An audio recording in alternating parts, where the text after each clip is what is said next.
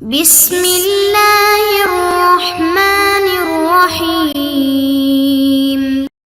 السلام علیکم معزز طلباء کرام، آپ سب کیسے ہیں؟ آج ہم تفسیر بیضاوی کے سبق نمبر 14 کو پڑھیں گے۔ آج کے ہمارے سبق کا عنوان ہے معمول کا عامل پر مقدم ہونا۔ آج کے ہمارے سبق کی عبارت و تقدیم المعمول ہا ہنا سے شروع ہوتی ہے۔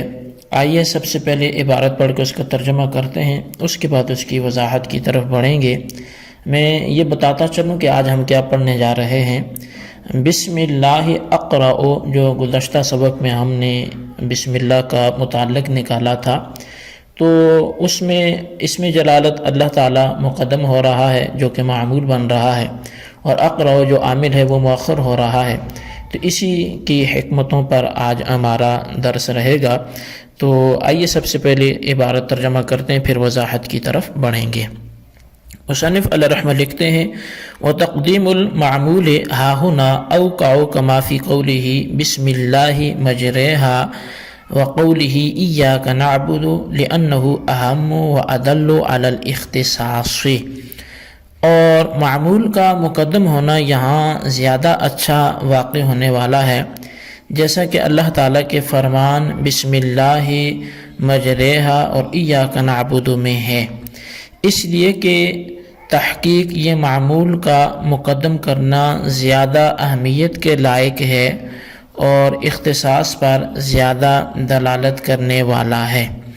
وَأَدْخَلُ فِي التَّعْظِيمِ وَأَوْفَقُ لِلْوُجُودِ، اور اس کا تعظیم میں بڑا دخل ہے اور زیادہ موافق ہے وجود کے۔ فَإِنَّ اسمہ سبحانہ وتعالی مقدم علی القراءۃ، بس بے شک اللہ تعالیٰ کا نام مقدم ہے قراءت پر۔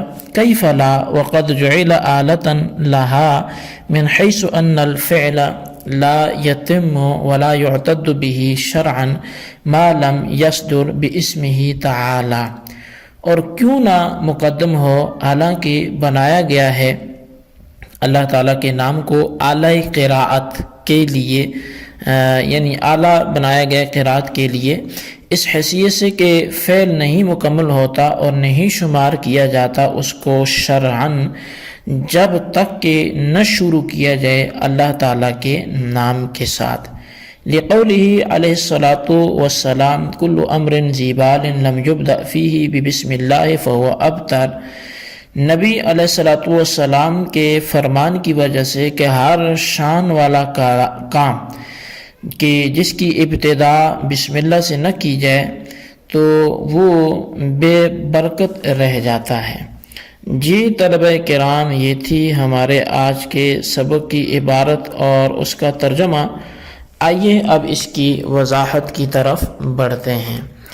تو سب سے پہلے یہاں پر ایک اعتراض ہی ہے، سوال ہی ہے کہ جس کے جواب میں آپ یہ ساری گفتگو کر سکتے ہیں، اور وہ سوال یہ ہے، سوال مقدر اس کو سمجھ لیں، اور وہ یہ ہے کہ آپ نے بسم اللہ کا متعلق لفظاً جو ہے وہ اقرأ کو مانا ہے، یعنی لفظ اقرأ کو آپ نے بسم اللہ کا متعلق مانا ہے، اور لفظ اقرأ ظاہر عامل ہے اور بسم اللہ ہی یہ اس کا معمول ہے، جار مجرور مل کر۔ اور قاعدہ یہ ہے کہ عامل یہ مقدم ہوتا ہے، یعنی پہلے آتا ہے معمول سے، اور معمول یہ عامل کے بعد آتا ہے، اس لیے کہ معمول باقتداء عامل آتا ہے، یعنی عامل کے تقاضے کے مطابق آتا ہے۔ تو گویا عامل ہوا مقتدی، تقاضا کرنے والا، اور معمول ہوا مقتدا، تقاضا کیا ہوا، اور مقتدی مقتدا پر مقدم ہوتا ہے۔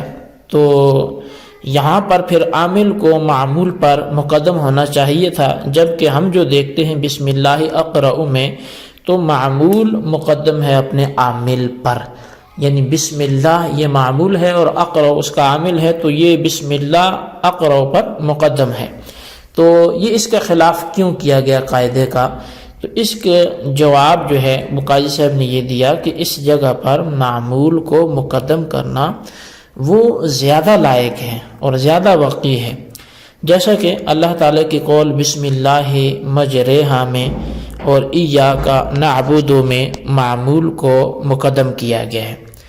اب مزید اس پر اعتراض ہو سکتا ہے، خیر یہ زیادہ لائق کیوں ہے اس پہ تو ہم بات کرتے ہیں، لیکن یہ جو بسم اللہ مجریہا کی مثال پیش کی ہے تو اس پر اعتراض کر دیا گیا کہ اس مثال کو تقدیم معمول کی مثال بیان کرنا درست نہیں ہے۔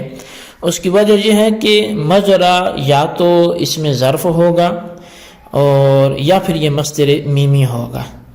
اگر تو یہ اس میں ظرف ہے تو ظرف تو عامل ہوتا ہی نہیں ہے، اور اگر مصدر میمی ہے تو مصدر جو ہے وہ عامل تو ہوتا ہے لیکن مقدم میں عمل کرتا ہی نہیں ہے، لہذا اس آیت کو تقدیم معمول کی نظیر بیان کرنا تو درست نہیں ہو سکتا، پھر اس کو کیوں بیان کیا گیا؟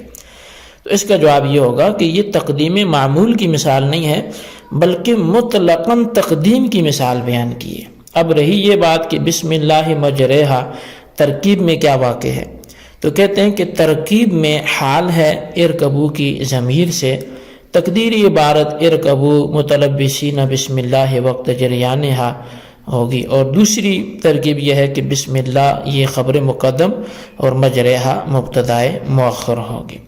قاضی صاحب نے تقدیم کے اوقع ہونے کی 4 وجہیں بیان کی ہیں، یعنی یہاں معمول کو عامل پر جو مقدم کیا گیا ہے وہ زیادہ لائق تھا، اس کی کتنی وجہ ہیں؟ وہ 4 وجہیں بیان کی ہیں۔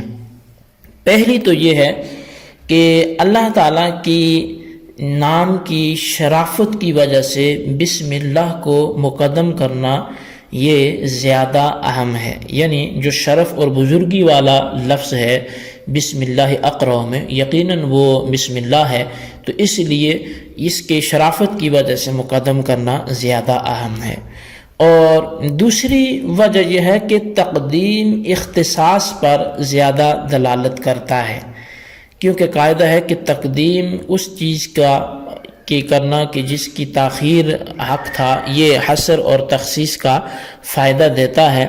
تو بسم اللہ اقرأ جب آپ پڑھیں گے، کیونکہ اس میں الہی جو ہے اس کا ویسے تو ایک جملے کے اعتبار سے دیکھا جائے تو مؤخر ہونا چاہیے تھا، اسے مقدم کیا تو اب حصر اور تخصیص آ جائے گی کہ اللہ ہی کے نام سے شروع کرتا ہوں، تو تخصیص کا فائدہ دیتا ہے۔ تیسری وجہ یہ ہے کہ بسم اللہ کی تقدیم کو تعظیم میں زیادہ داخل ہے، کیونکہ جس کو آپ نے مقدم کیا ہے معلوم ہوتا ہے کہ وہی آپ کے نزدیک معظم اور مکرم ہے اور مقام و مرتبے والا آپ کے ہاں بھی وہی ہے، تو لہٰذا تعظیم میں زیادہ دخل ہونے کی وجہ سے اسم باری تعالیٰ کو اس کے عامل پر مقدم کیا گیا۔